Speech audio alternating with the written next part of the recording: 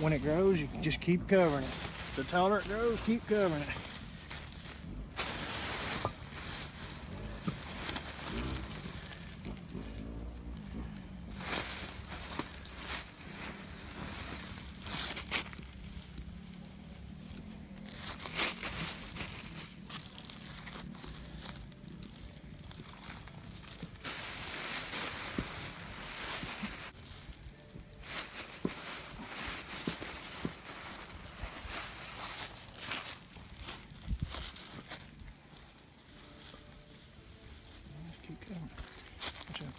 Thing that you want, like hay, straw, leaves,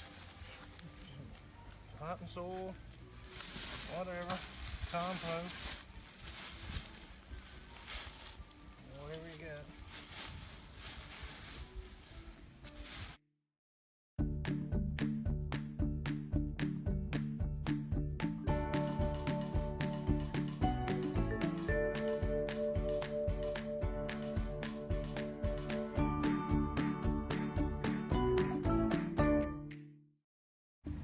Okay, so we just wanted to show you the update on the potatoes. That was about a month ago. Please disregard any kind of background sounds that you hear. We're outside. My husband put some pallets together. I don't know if he told you, to make these potato boxes. And the potato boxes are just an experiment at this point. We did this last year and it didn't go really well because the ants, we just had like just horrendous ant problems. So we decided this year we'd try one more time. The ants ended up just destroying the plants and eating them. So we're gonna try one more time and see how far we can get. And then if it doesn't work again, then, you know, we're gonna go back to our old methods, which usually, you know, just plant a row in a garden patch somewhere around the yard somewhere and just do it that way. So after we give you the potato update, I wanted to kind of show you just a little tour of where we plant everything. so you can get an idea of our garden patch and what all we do each year getting ready. For our summer garden, because that's what we usually do. So let me show you that.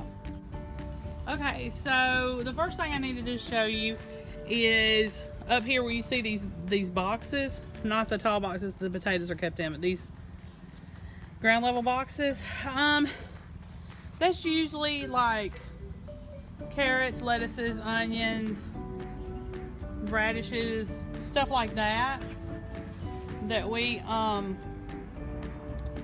grow. We don't do it really well, so I didn't want to devote a lot of my garden space for it, if that makes sense.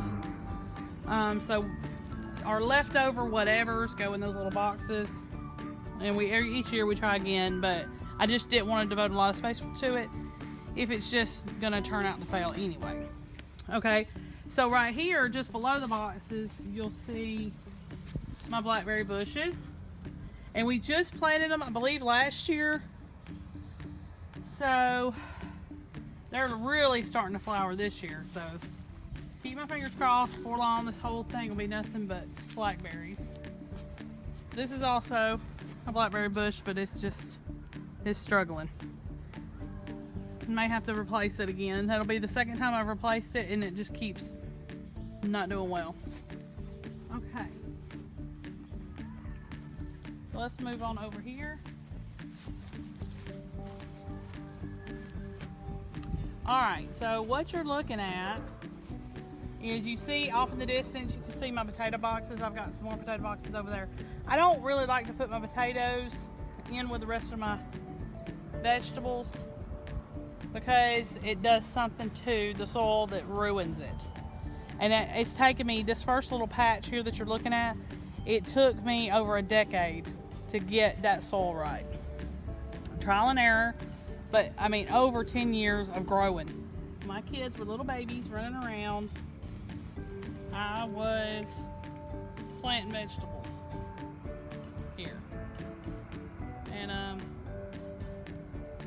so I'm very protective of it. I don't want my potatoes planted in it. I don't want any experimental vegetables or any kind of experimental irrigation or anything to harbor anything having to do with this dirt. I'm very protective over it. You can ask my husband. We get in arguments all the time about it. I just don't. So if he comes up with a wild idea, he wants to change irrigating the vegetables or doing whatever he wants or growing a new vegetable, whatever, it will not go in this space. Because I just don't want to waste this. I feel like it's precious dirt and I just don't want to waste it. We haven't started planting yet. I do have my vegetable seeds, but I haven't started planning on exactly what's going to go in here, but it's probably going to be what I always plant. I'll try to do a video of that later on. And right now you're looking at it and it's been tilled. So we are getting ready to start planting very soon. So if you kind of look down here at the boxes right in front of me, you'll see two boxes that are empty, and that's usually where my peppers go. My bell peppers, my hot peppers go in these two boxes. Last year they did phenomenal, so I'm hoping this year it'll be the same. We haven't even cleaned it out or messed with that bed yet, so you're just seeing remnants of last year. Okay, here in Alabama, everybody loves peas. Purple hull peas, black eyed peas, anything like that. We grow purple hull peas. So you're looking now at my pea patch. So we usually plant nothing but peas in that patch. So this year we'll be doing the same. We're going to not do as many because we were so overrun with them and that we couldn't tell if we were stepping on snakes or what, because it covered the ground so well. And we do have a snake problem here in Alabama, so we have to be careful. And then if you look over, there's two more boxes at the end of that pea patch, and we usually put our melons in those. Watermelon and cantaloupe is usually what we grow. And it also has not been cleaned out and ready yet. We just started tilling today. So we're just now starting to get everything cleaned out and Getting ready for the new planting season. And to finish this out, I'm going to take you down here and let you look at my chickens. Okay, so here are my little chickie babies. I have 10 hens and 3 roosters, and you may hear the roosters get loud because they do that all day. So here they are. Now this coop has not been cleaned out today, and they have like a little hole over there where they can walk into their little roosting area at night, just however they want to. And then over here in this other area, there's another little place where when it's hot and it's during the summer months, we kind of let them walk around over there just to kind of get a change of scenery, and it does connect to their little roosting area. So we're able to, you know, let them out or close it off or whatever. And they seem to be happy. This is probably the happiest chickens that we've ever had. Even during the pandemic, they didn't quit laying. So we're still getting so many eggs now, I can barely keep up with them. But that's my little chickens. And the girls are pretty docile.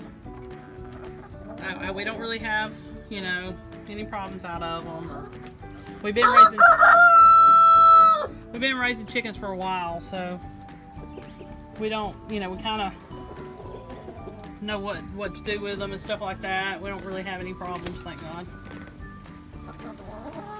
But that's my little girls. And my little boys that are rowdy and noisemakers.